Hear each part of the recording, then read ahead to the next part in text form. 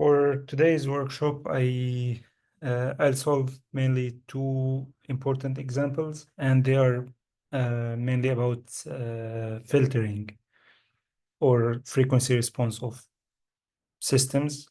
But in this case, the systems are filters.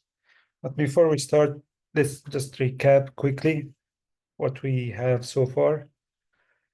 So far, we know how to write any periodic continuous time signal in terms of harmonics, or what we call a Fourier series, which is xt is summation over k from minus infinity to plus infinity. Fourier series coefficients, scaling harmonics.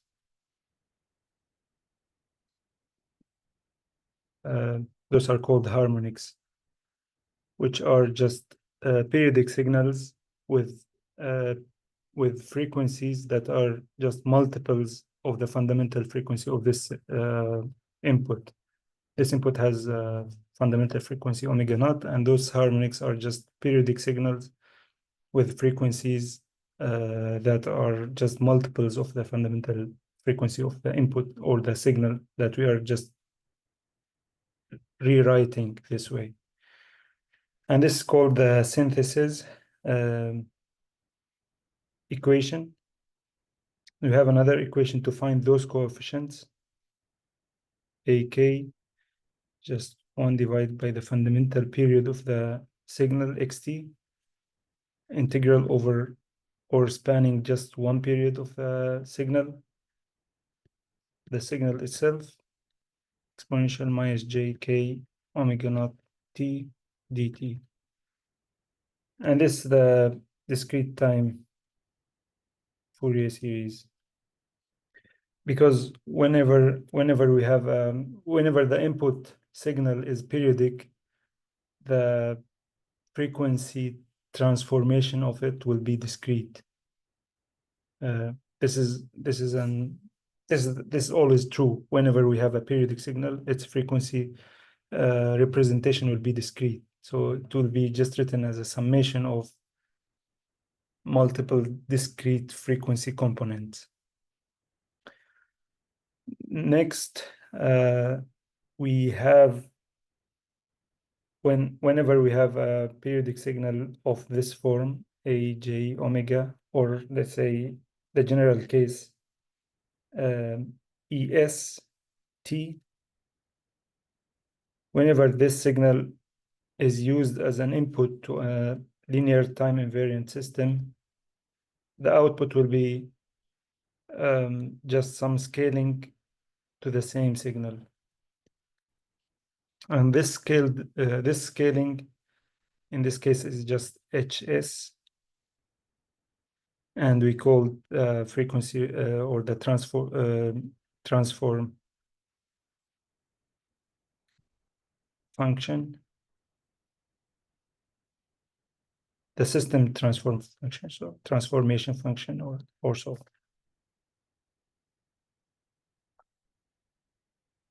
But in the special case, when this is, in this general case, S can be any complex number with real and imaginary parts, like sigma plus j omega. But in the special case, when this S is just purely imaginary, this would be j omega t. Sigma is 0. And then we'll have the same thing. If it's an input to an LTI system, the output will be the same signal at the input, and scale this time with h instead of s will be just j omega. And this is what we call the frequency response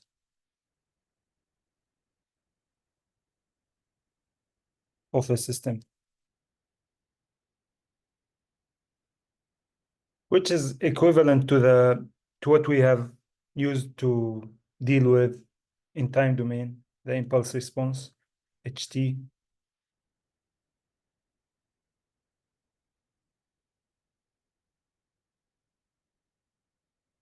So those two are equivalent, but sometimes it's easier to deal with systems in frequency domain. So we transform everything into frequency domain, and then we try to find, for a given input, we try to find the output. And that's what we'll do in this workshop for the examples that we'll solve.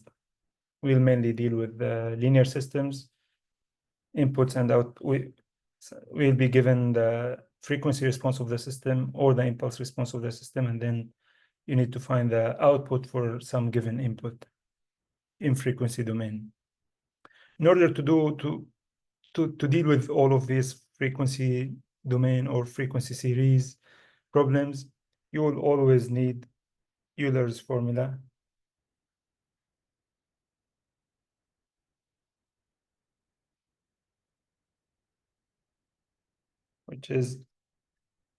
which moves us, or let's say J theta, which moves us from exponentials to sinusoidals,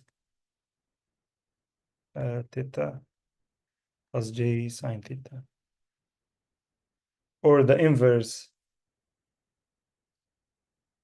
Euler, which moves us from sinusoidals to exponentials. Let's say for the cosine case, cosine theta will be written, and you can always derive those inverse formulas from the main Euler's formula.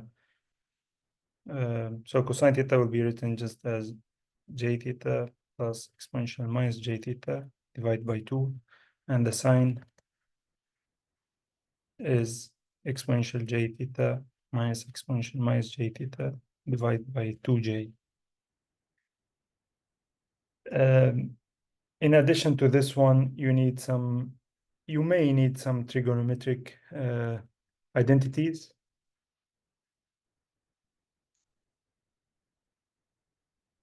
But you always can get away and solve questions without remembering the trigonometric identities, but you will spend some time deriving them. So I'd recommend memorizing them.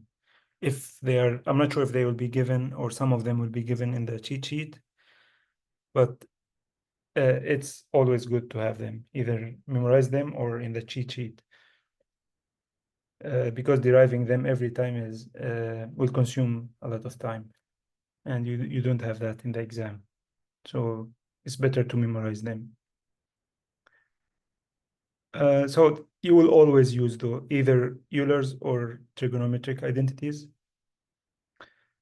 In addition to some calculus of basic signals, you need to remember the integration by parts.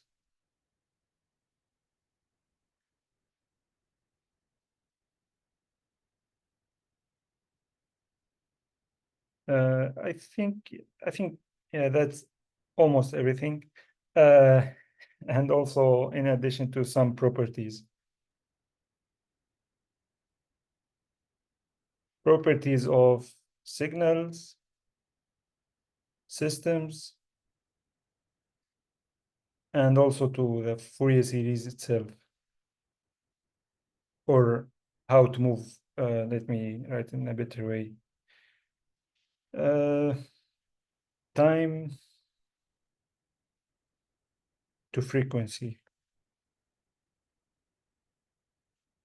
I mean, you need to know the properties of the frequency series so that when you do some changes in time, you'll be able to reflect those changes in frequency, and vice versa. If you do some changes in frequency, you should be able to reflect them in time. I think, yeah, these are almost everything that you will need for this part of the course.